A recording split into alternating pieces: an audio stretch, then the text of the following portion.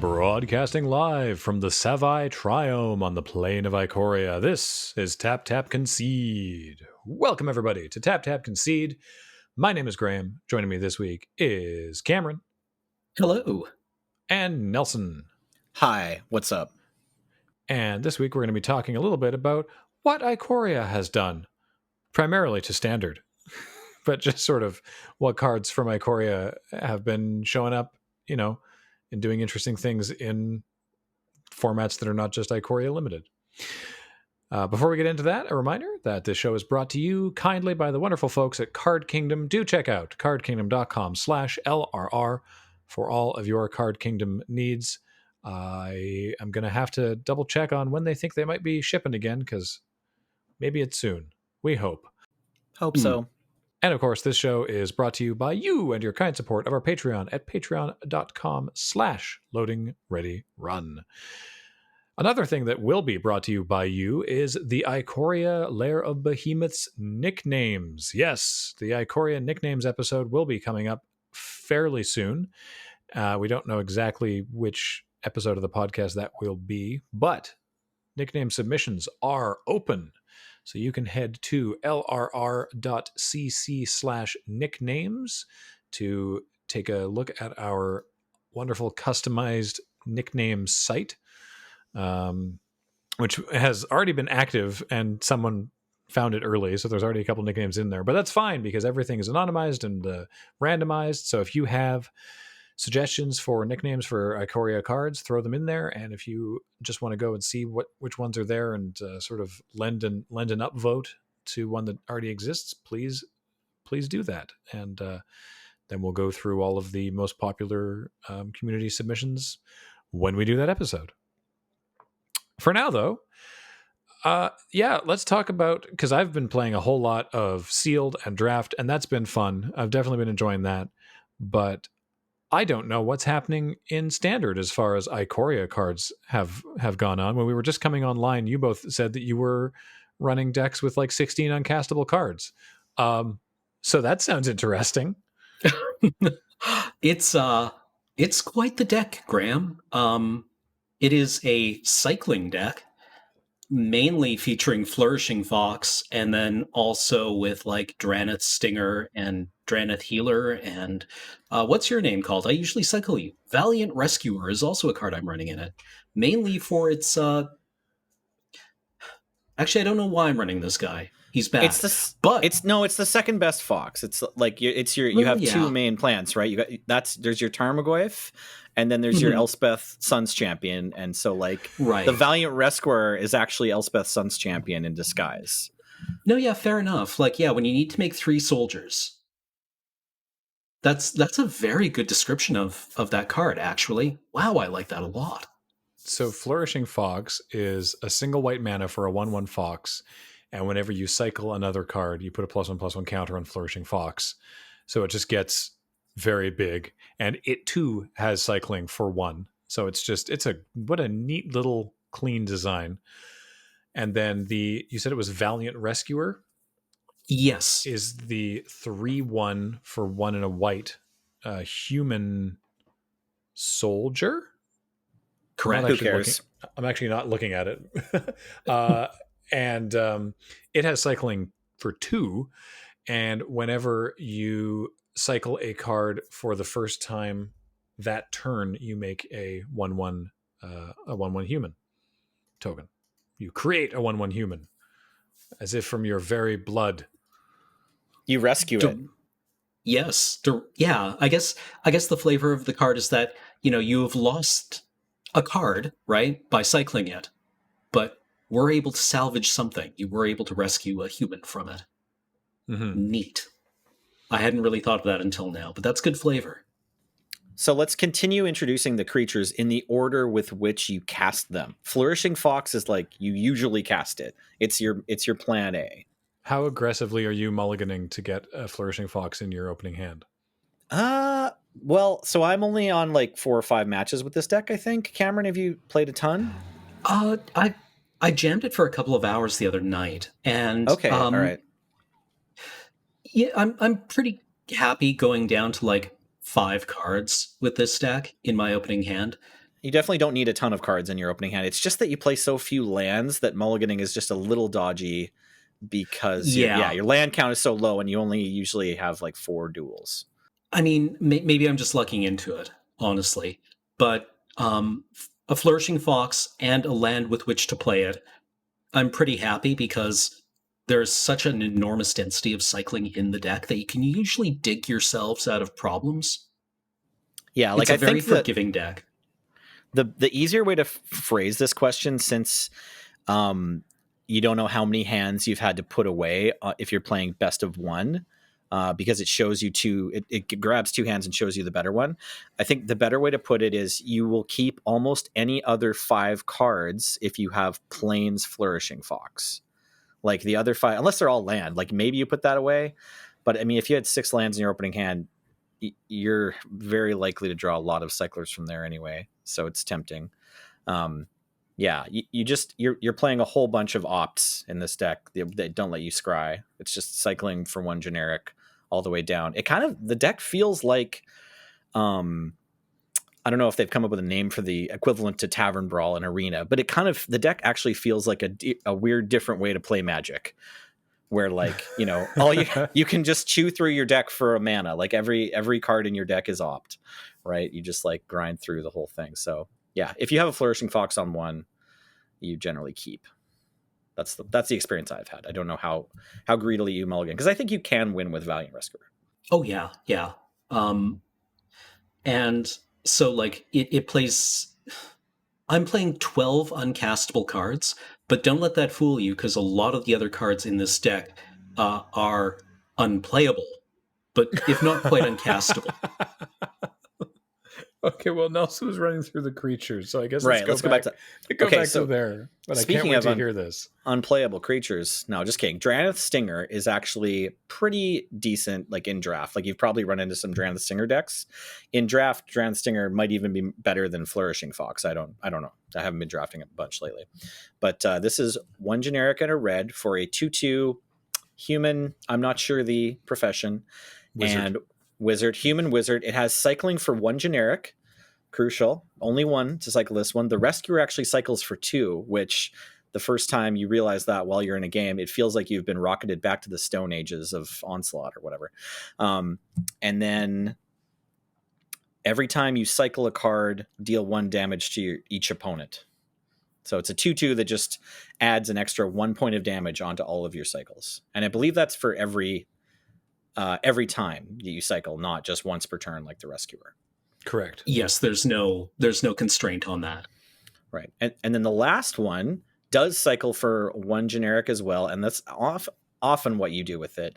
I think the healer gets a bit better in the mirror match, but there's not a lot of times in this standard format that you want to actually be casting the healer. So it's a generic and a white for a 2/2, I'm going to guess human cleric, and it says whenever you cycle a card, you gain 1 life.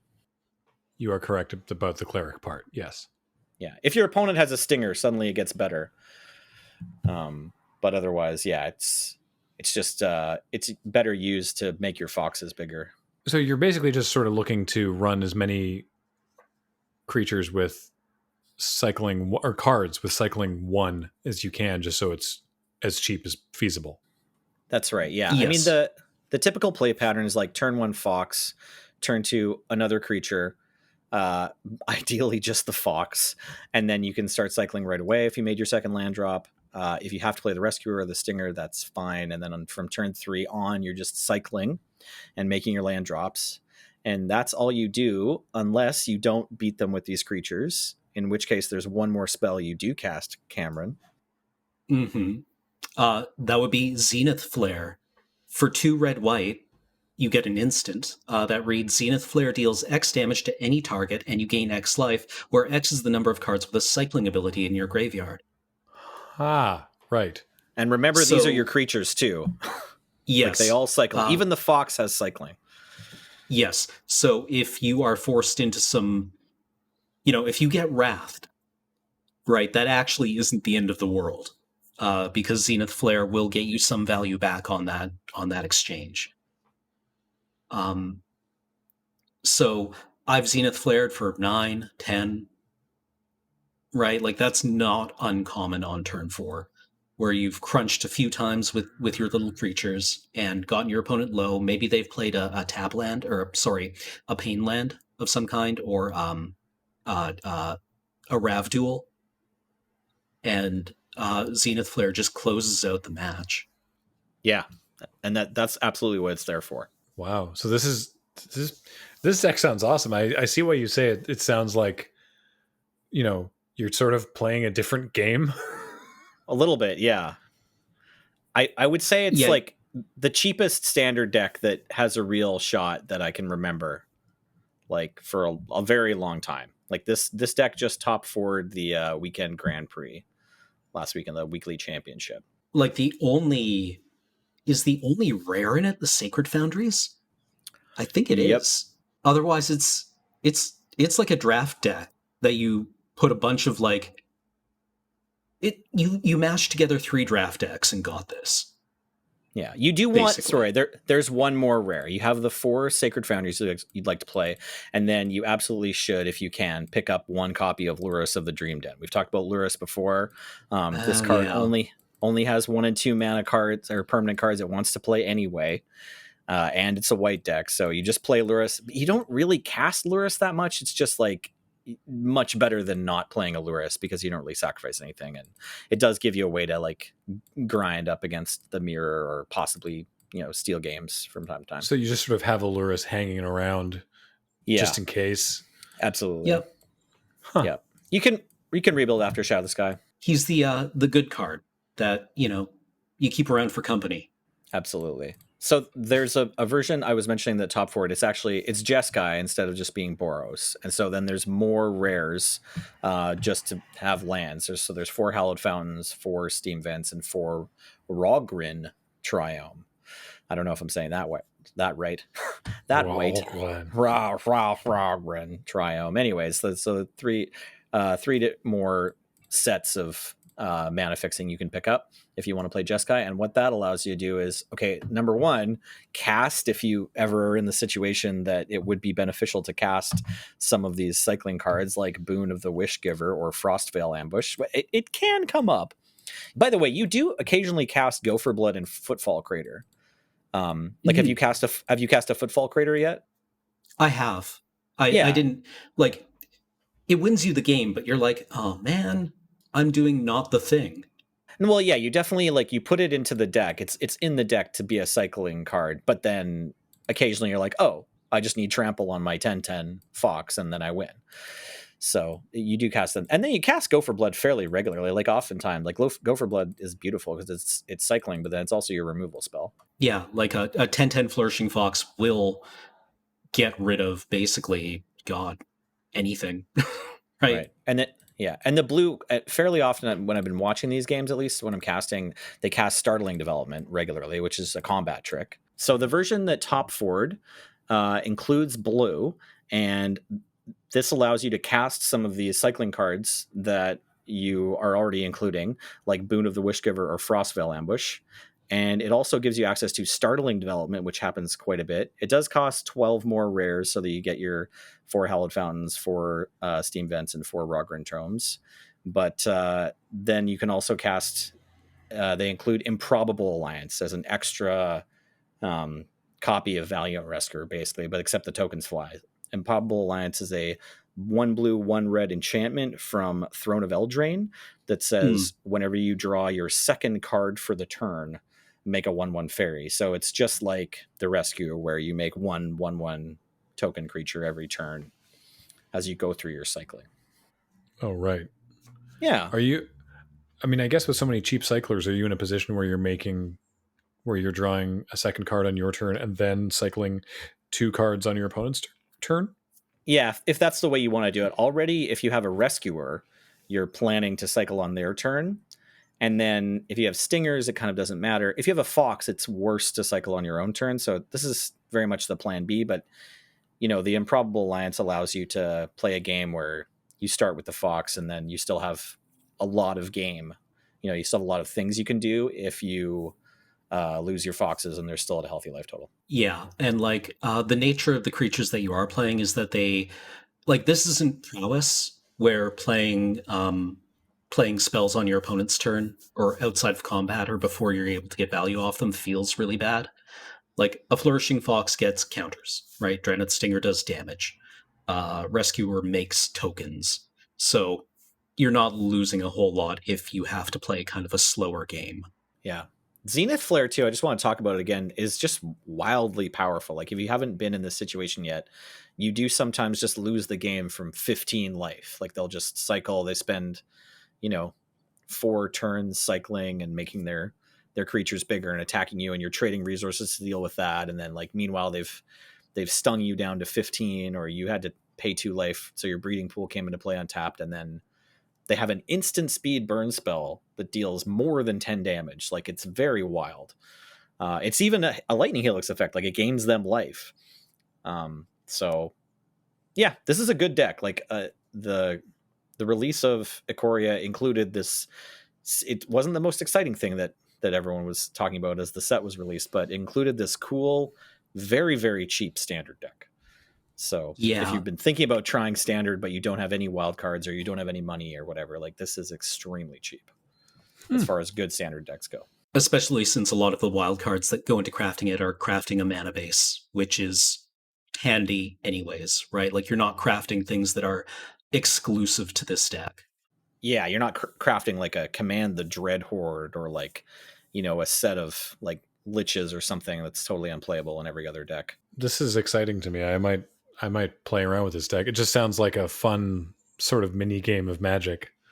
Yeah, no, I really recommend it. If you're looking for something like fun and lightweight and different in order to grind out your weeklies, throw it together and just, get that gold, right? The matches don't take very long, and you'll know pretty quickly if this is the kind of Magic that you're interested in. Also, I like this so much better than the last cycling deck that we ever saw in a standard environment, which was an objectively bad deck in Amonkhet. Right? I forgot about, was that blue-black? Yeah, blue-black with like Drakehaven. Oh, right. So you're making 2/2 flyers and just sitting there and getting utterly demolished by what was the crocodile dragon? Glorybringer. Glorybringer, right? When your opponent is slamming a Glorybringer and you're like cycling 3 cards to make 2/2 drakes, it doesn't feel good. But this, delicious. It's funny too, because they both have the same beginnings. They're both just like, oh, this is a really good draft deck. Like, this is the best draft deck you can get. If you had a Archfiend of Ifnir in that draft format, that was the best card. Like, that was the card you wanted the most for draft, I would say. I mean, maybe you can argue Glorybringer as well, or like the Scarab God, something like that. But honestly, Archfiend of Ifnir was crazy in that draft format. Right. And here, instead of a mythic, it's Zenith Flair. Yeah. An uncommon. And Flourishing Fox, another uncommon. Yeah. I love it. That sounds great. Should we talk about more standard decks? Oh, go ahead. Yeah. The other standard deck that I've been interested in putting together but haven't bothered with yet is the Yorion deck. Which one? Well, there's one that just like plays Elspeth Conquers Death. Right.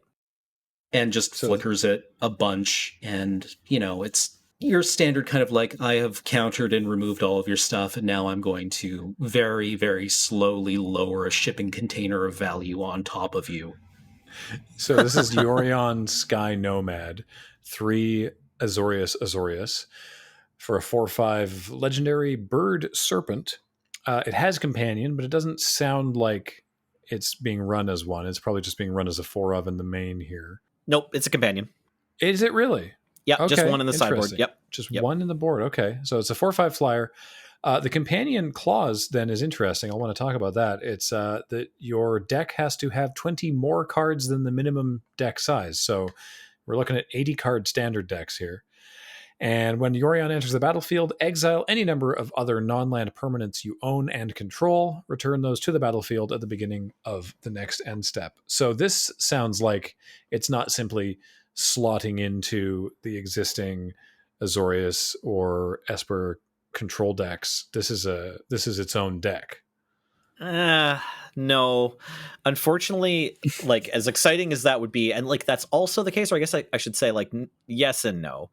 There are a bunch of different Yorion decks that people are brewing and trying out. The most successful one though is just that same Bant deck basically that Andre Strosky won the last big tournament of last season with, Teferi, Elspeth Conquers Death, Hydroid Krasis, Nissa, and it just plays 80 cards because, when you stuff a bunch of Omens of the Sea, Teferi draws a card, you play Uros already, so like that cycles. You have Shark Typhoon now if you have to. That's just like cycling for 2 or 3 mana and then a chump block, so you gain some life.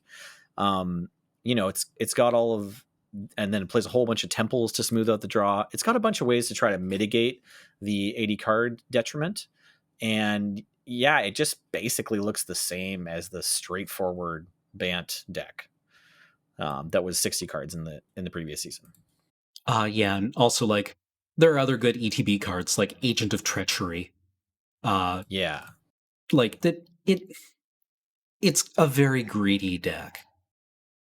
Yeah, I mean it goes for like big time value with these cards, and it can get the Yorion play can be either you can play a Yorion and like, flicker 3 things that all draw you a card or gain you life or steal something from your opponent, or you can just play it on turn 5 and like maybe you just reset the loyalty on your Teferi.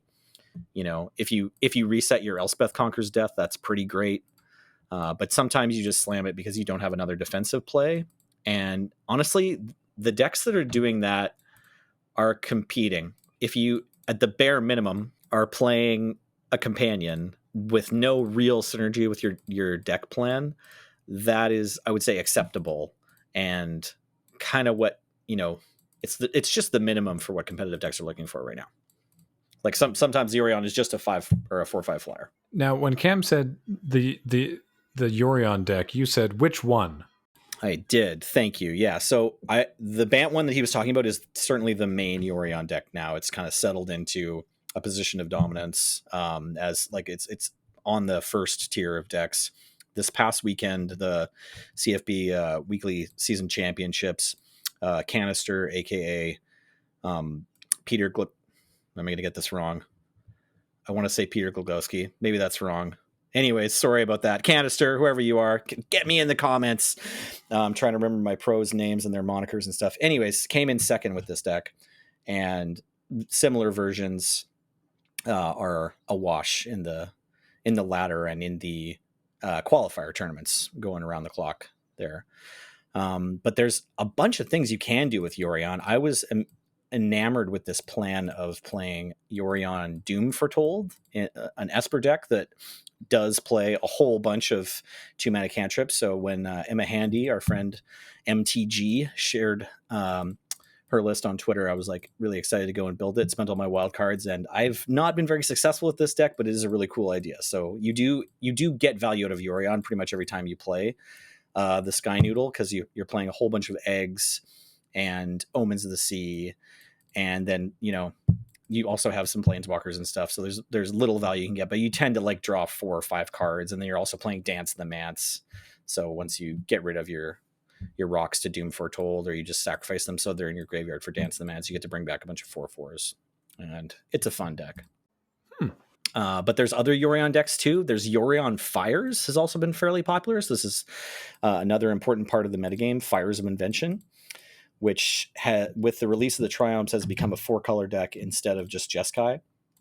It's only playing black for some sideboard cards, although there's some versions, especially the Yorion ones, that are playing some black removal spells. But the basic plan is just to have the activated ability on Kenrith available, and then you can play like Agonizing Remorses in the sideboard. So there's versions of that deck that are playing Yorion where you just go, you still only get 4 Fires of Invention, but you have a lot of other really good cards, and you got a bunch of planeswalkers and ETB effects, so Yorion is pretty good. And the other version of Fires is Karuga. So Karuga lets you play 60 cards, but no early plays. So the Yorion version tends to be actually, sorry, the Yorion Fires deck is usually 5 color shit because it's often leaning on Growth Spiral as an early play. But then it can also, like, main deck Ether Gust or whatever wants to do that. So that lets you, Growth Spiral is just an amazing card for Fires. If you can turn 3 of Fires with, also a Sphinx that turn. The main upside of playing the Fires deck was to have this very aggressive turn 4, and now it's a very aggressive turn 3. So that's the dream for Yorion 5 color Fires. And then other Fires decks I've seen, it's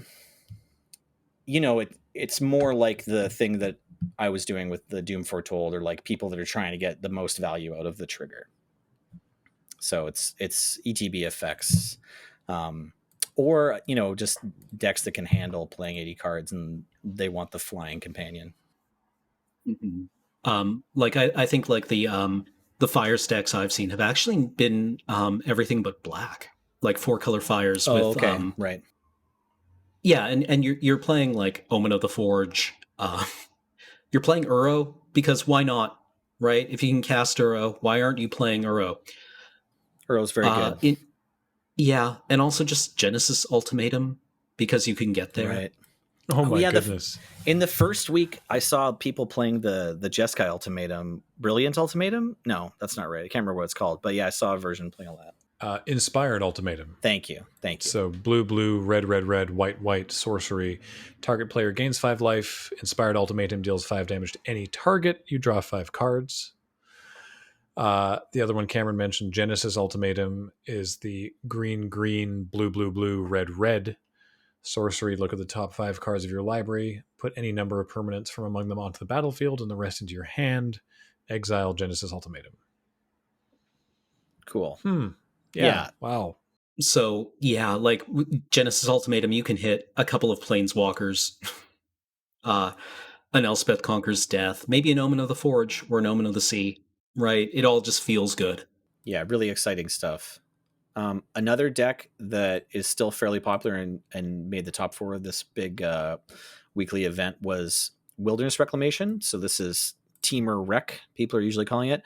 And it's kind of the only deck right now that's both popular and winning a lot and not playing a companion. So it's pretty exciting for that reason. It's just, it doesn't work for this deck not to play Karuga. And people are probably trying it with Yorion, but I think the Reclamation strategy, even more than the Fires of Invention strategy, and they're kind of similar, 4 mana enchantments that double your mana. But I think maybe Reclamation relies on getting the Reclamation even more than Fires will. Like, the Fires of Invention deck, if you don't draw Fires, at least you can play 1 bomb per turn. That's kind of the basic version of that deck. It's like, well, I've got my deck is a whole bunch of rares that you would first pick in draft. And if I don't have Fires of Invention, I only get to play 1 per turn, but I could still win a game that way, right? Whereas Timur Reclamation's actually relying on floating the mana at end of turn and winning with a huge expansion explosion. So without that, or just using the mana with a Nightpack Ambusher in play, after you get a Nightpack Ambusher Wolf, then you also get your mana. So it's the way that the deck ticks actually relies on the Reclamation enchantment a bit more, I think. But that deck plays Shark Typhoons, so those are new cards in there. Shark Typhoon, a really good card. Yeah, well, when it came up the first time, we talked about it, and we were like, ha ha ha, but wait a minute, isn't this also just actually very good? Yes, it's one of the most important cards from the set for Standard, absolutely. It's, I guess, a reminder, it is 5 and a blue for an enchantment, and whenever you cast a non-creature spell, you create an XX blue shark creature token with flying, where X is that spell's converted mana cost. The token for this is hilarious. It's a shark with little wings. It also has cycling for X1 and a blue, and when you cycle it, you create an XX blue shark creature token with flying. Yeah, and if your opponent casts it, it kind of feels like Jace +2, leave it on top. The mode A of the deck is to cycle it. It's like a flash blocker or just an end of turn big flyer that's going to then kill you, like a flash threat. Right. But if they ever just pay 6 mana, put this enchantment down, and say, okay, I can't lose this deck. I'm just gonna wait until you cast spells, counter them, or just cantrip at end of turn, start making however many sharks I feel like, and then I'll kill you eventually. Like when they cast it, it feels really bad. Because you don't get a card the turn you cast it either. Like they're clearly not struggling for resources. So watch out for that feeling. I don't know if you've had that yet, Cameron. Yeah. Honestly, my games haven't lasted that long. Cool. Good. Right? Like I said, I've been jamming this cycling deck, and I've been looking to get into a deck where matches last longer than 4 or 5 minutes, or feel like they last longer than that. Fair. I might as well talk about one more deck since I've just been going through this top 4 of the weekly championship at Channel Fireball. It's not Lurrus Rakdos Sacrifice. It's Obosh Rakdos Sacrifice. Ooh. So Obosh's stipulation is the opposite of Gyruda, where every permanent spell, or just every spell in your deck needs to have an odd converted mana cost? Yeah. Obosh the Prey Piercer, 3 Rakdos for a 3/5 Hellion Horror. Your starting deck contains only cards with odd converted mana costs and lands. And then, if a source you control with an odd converted mana cost would deal damage to a permanent or player, it deals double that damage instead. Right. So Lurrus' stipulation is that you only play 1 and 2 mana permanent cards other than lands, and you end up playing, Gutterbones, Cauldron Familiar, Witch's Oven in both decks. But then the Lurrus deck plays Kroxa, you might have been familiar with, Priest of Forgotten Gods, Dreadhorde Butcher, and those are all off the table for Obosh. So instead, you get to play such, terrible, sad cards as Mayhem Devil and Woe Strider. Boo-hoo. Yeah, all these bad cards. Yeah. I mean, Priest of Forgotten Gods is pretty good, but Mayhem Devil is like the card of this deck from last season, like before the companions came out. It was like all about these Mayhem Devils. Mm-hmm. So it's nice to see them back in action. Just thinking about Mayhem Devil. Yeah.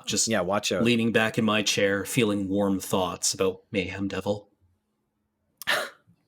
Yeah, this deck actually won the tournament, and the pilot Jammernaut just put up a tournament report on Reddit if you want to check that out. It's in I think r/spikes. So yeah, this is a cool deck. It's neat to see Obosh getting some love. I don't think this deck has risen to popularity yet. I haven't seen it when I've been on ladder that much, but I wouldn't be surprised if it sticks around. It definitely seems like it has, very much has legs, as they say. Is a real contender. About 30 or 40 of them by the looks of it.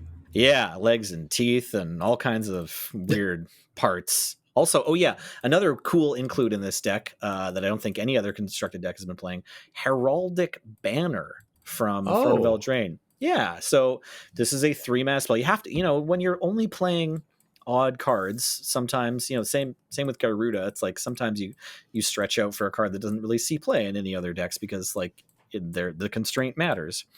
And I'm a little bit surprised not to see Midnight Reaper in this list, but that's okay. Instead, we just want to ramp up to cast Obosh, I guess, and also pump our team. Heraldic Banner, 3 generic for an artifact that taps for, as it enters the battlefield, you choose a color, and then it taps for that color, as well as adding a point of power to all the creatures that you control of the chosen color.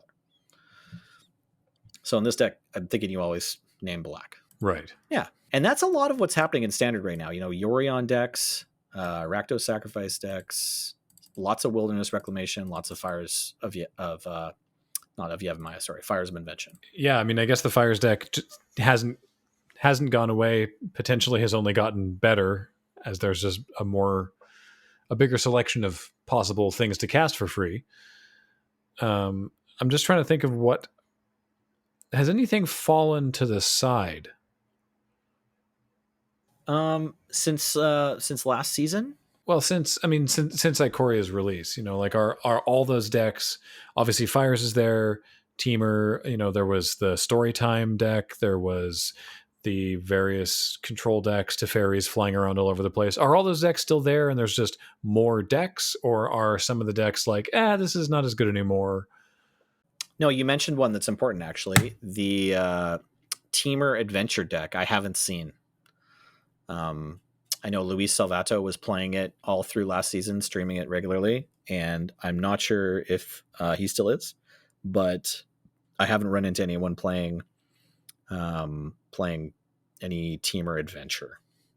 So that's a deck I thought was going to get better with the inclusion of Song of Creation, but I don't think that deck has a companion, and that might be kind of the make or break. Like if someone can figure out a version of that deck that plays Yorion, then maybe it's fine.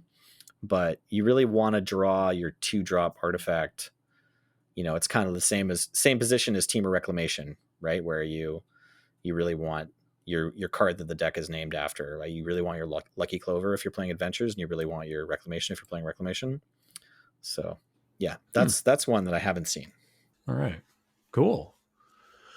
Do you know? I don't know if you've sort of taken a look at any other formats. Do you know if anything's making not even a splash? Is anything at all being played in any other formats that you're aware of?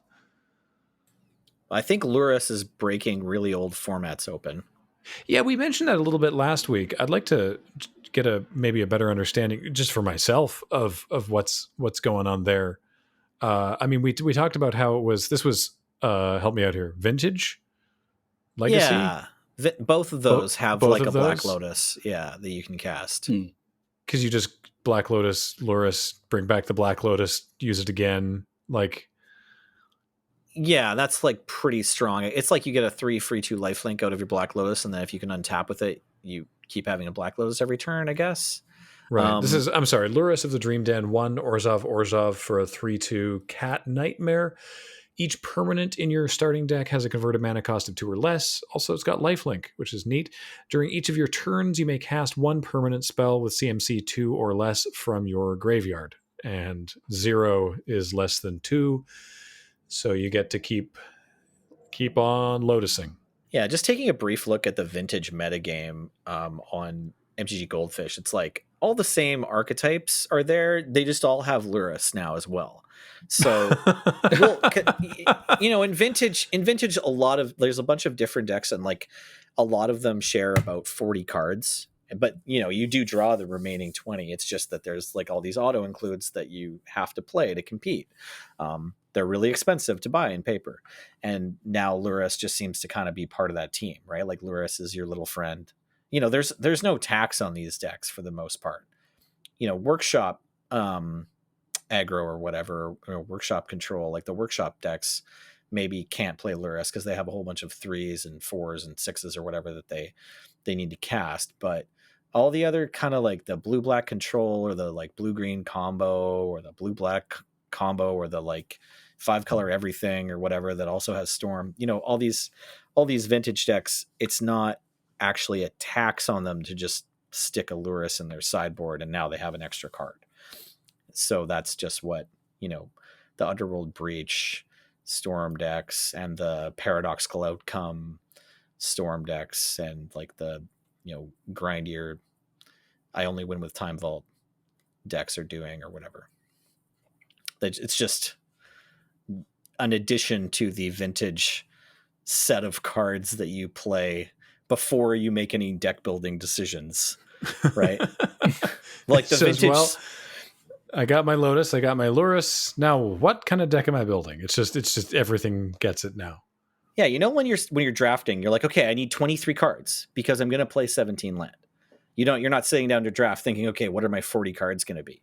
You know that you're going to grab a bunch of basic lands. And it's like that for Vintage, right? They sit down, they're like, okay, I need 23 cards. I know the other 37 I'm going to play because they're in every Vintage deck. And so now it's 38 or whatever. Like now Luris is just one of those. But probably some of the other companions will do something in Vintage too. I know in Modern, there's both Jund and also like a black-white auras deck There's also black-white auras in standard, but I think the black-white auras deck in modern has maybe made a bit more of a splash. And that's a Lurrus deck. Neat. There's a deck that used to be called Affinity and now is just called Hardened Scales, and it really deserves the new name, I would say. And this deck can play Lurrus. So wait, hang on. How did Affinity? I've been so out of modern. How did Affinity become Hardened Scales? Turns out Arcbound Ravager really loves Hardened Scales. Yeah, I think it was around.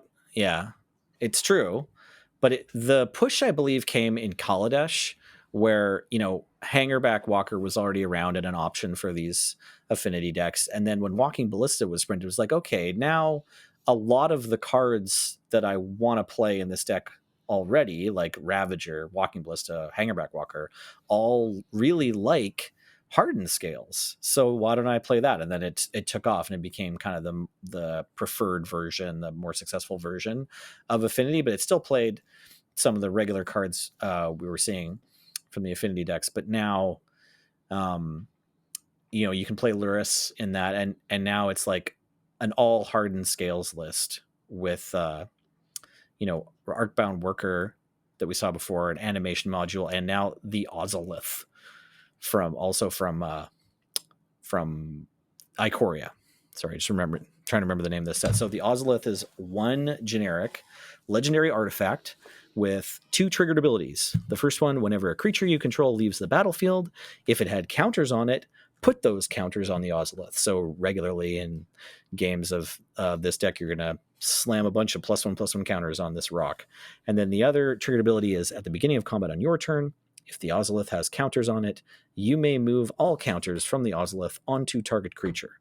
So it's kind of like an extra Ravager that's not a creature, which is pretty cool. Huh. Wow. All right. Yeah. Now the deck is much more focused on counters than density of artifacts. And so it's just like, this isn't really Affinity anymore, but it's still really powerful. Yeah. The other one that we saw, there's a couple versions. There's like a Boros Burn deck and also like a Boros Prowess deck that both can play Lurrus. So Lurrus has really been taking these, we can confirm Lurrus has been taking the Eternal formats by storm. Do you play Lurrus in Storm? Yeah, I mean you do if you can replay your Underworld Breach. Yeah, I mean I don't personally. Yeah, exactly. Why wouldn't you? The only other thing that I can really comment on, Lurrus also turns up in my Highlander Aristocrats deck. Nice. Now we can finally answer. I mean, the question. it doesn't use the companion clause, but you peel Lurrus and you feel all right. Yeah. Okay, I misspoke earlier. I remember my friend Tyler Woolley telling me about Black White Auras and being a problem. I thought he was playing Modern, but he was playing Pioneer. So Lurrus in Pioneer has this Black White Auras deck that's been doing pretty well, where you have Alseid of Life's Bounty from Standard and Hateful Eidolon from Standard, but you get to play Favored Hoplite from Theros, along with like Cartouche of Solidarity from Amonkhet, and Ethereal Armor from Return to Ravnica, and all the glitters from Throne of Eldraine. So you just you can make a really big, enchantment creature or heroic creature that you can give it protection if you need to, and you can replay your stuff with Lurrus. The other thing I've seen that kind of fits into the strategy that's running around on Standard a bit is Lurrus with Kaya's Ghost form. Have you seen this, Cam, or has anyone run this? I have not. Tell me about it. Well, I don't know. It's just like a weird little. It's not a lock, but it's just this layer of protection where Kaya's Ghost form is a 1 black mana enchantment that reads enchant creature you control, or maybe it's enchant creature or planeswalker, and then when the enchanted permanent dies, return to the battlefield under your control. So, Lurrus can die if you put this on Lurrus, and then Lurrus comes back, and then Lurrus can use its ability to recast the Kaya's Ghost form. So you kind of have like an engine or an indestructible creature sort of. And then as long as Lurrus is on the battlefield, every turn you get a bit more value out of it. So that's been not super popular, but kind of cute and clever and part of the whole shakedown from Lurrus. What a weird dog. Cat. It's a cat. Weird dog cat. It is a cat. It says right there, cat nightmare. This set has a lot of power in it. The other weird include I'd seen people talking about, and I don't know if this actually bore out at all, was Kahira, the Orphan Guard, turning up in creatureless decks. Yeah. What? Oh. Because each creature card, its companion clause reads, each creature card in your starting deck is a cat, elemental, nightmare, dinosaur, or beast card. And you can use that to run interesting theme decks, or you can just be like, cool, it's a Vigilance 3/2 that I can always cast in my completely like creatureless control deck. That's hilarious. What? Just always on tap. It's my 8th card in hand. It's a 3/2 Vigilance. Yeah. What does the rest of the deck look like? Is that even worth it? Probably not. Right? Like, I think it just loses to a lot of other decks. But it was clever, and it impressed me and stuck with me. It's like even Centaur Courser, if it's an extra card in your hand, matters. That's what this Kahira and creatureless decks is. You know, it's nice on 7 mana if you Shadow the Sky and then play it. They're not going to kill you with a haste creature necessarily, but yeah, it's not a big deal. It's just an extra card. Mm-hmm. And if you're making tokens in another way, yeah, right? Like, this doesn't care about Castle Ardenvale. This reminds me of another cool, speaking of creatures not being present, I ran into this really cool deck in an MFO queue this week that I played that only has Agent of Treachery as a creature in the deck, like 3 or 4 copies of Agent of Treachery, and then Yorion is the companion, so it is playing 80 cards, and even with this restriction of playing 80 cards, it managed to play no other creatures. It had maybe a Castle Ardenvale, it definitely had Shark Typhoon, and it played 4 of Luca Coppercoat Outcast from Ikoria, which is 3 generic and 2 red for a Planeswalker who has a -2 that says, I think, exile target creature you control, and then reveal cards from the top of your library until you reveal a creature and put that one into play. So it's like polymorph. And then so you just always hit Agent of Treachery with Luca. And then it's also playing like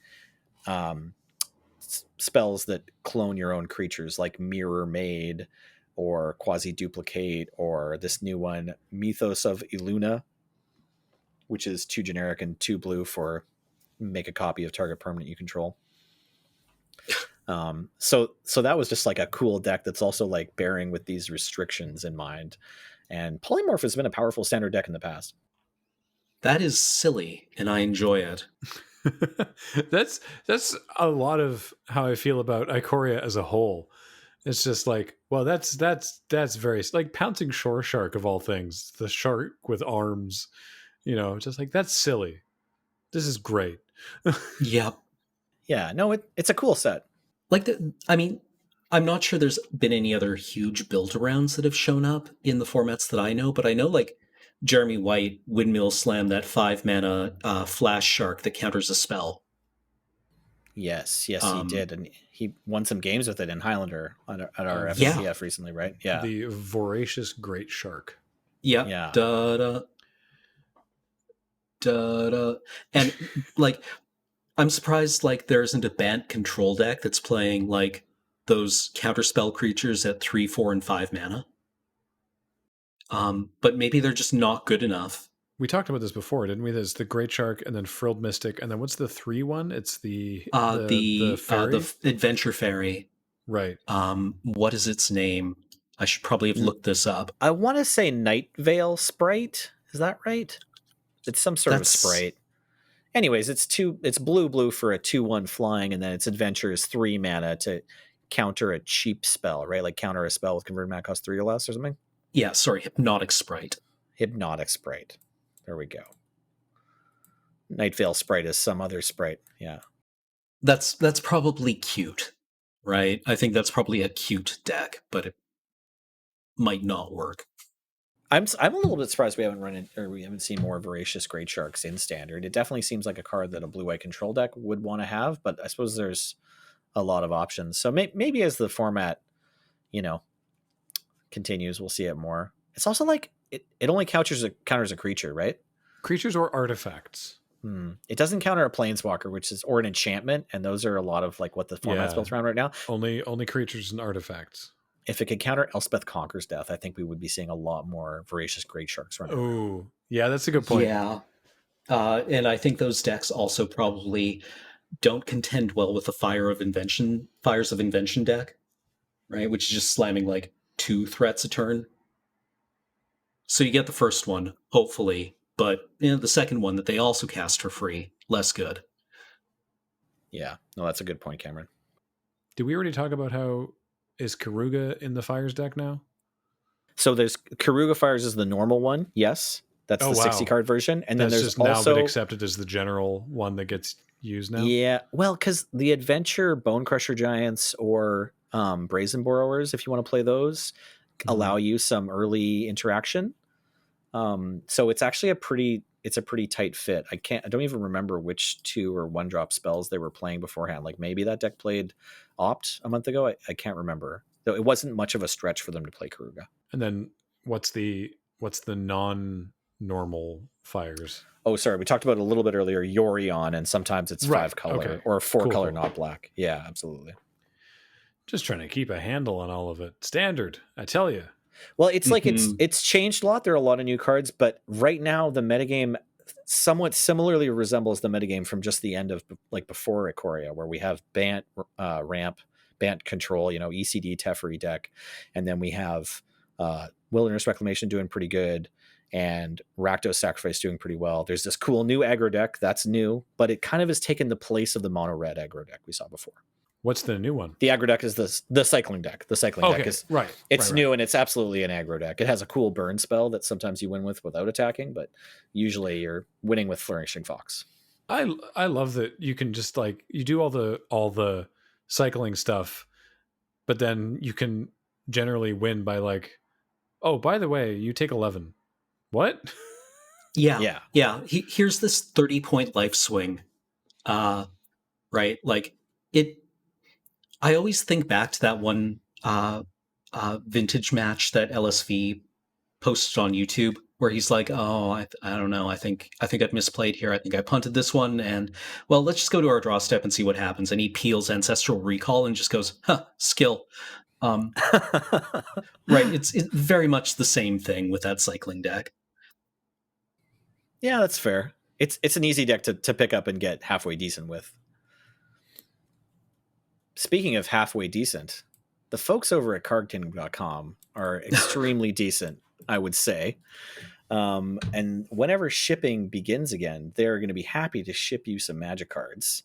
And if you go over and you're shopping and checking out their site, be sure to use the affiliate code cardkingdom.com/loading-ready-run.